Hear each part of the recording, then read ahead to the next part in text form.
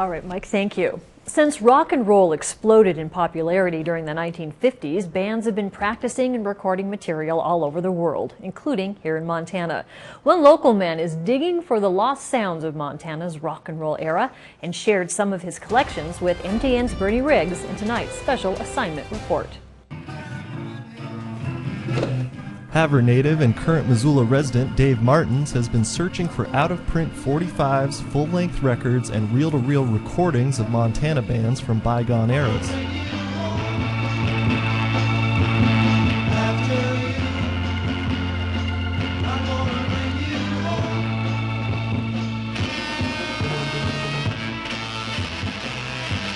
Some of these records, actually, if you can find them online, go for like upwards of like $300. So it's pretty lucky to find one. And this is my uncle's copy that I'll have to give back someday.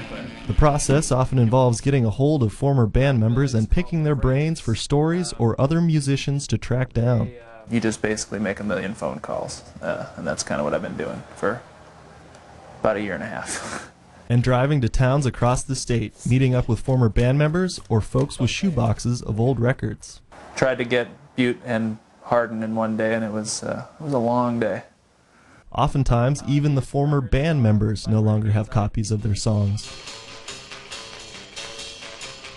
The guy that wrote the song hadn't really heard the record since, he was playing in the band because they sold all their copies and he didn't hang on to one. So he was really excited to hear it again when I put a copy on CD for him. Martins thinks he's acquired enough material to make a compilation of Montana rock music from about 1959 to 1970.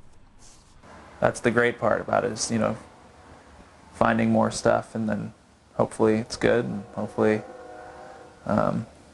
whoever owns it will let me borrow it or buy it or and use it for a compilation. And so far everybody's been super supportive.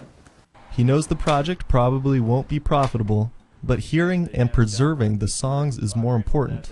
I'm a history nerd and I like to preserve stories and music and all of those things. Nobody really knows anything about what happened 50 years ago or 40 years ago or that kind of thing. It's, it's not well known, and being able to play a part of retelling that story has been just a blast. It's been a really fun way to approach collecting and music in general.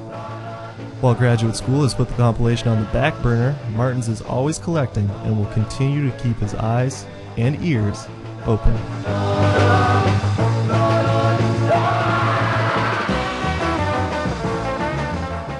On special assignment, Bernie Riggs, MTN News. Martins is always looking for more material, and if you're curious, you can go to KPAX.com for a link to his long time coming Facebook page.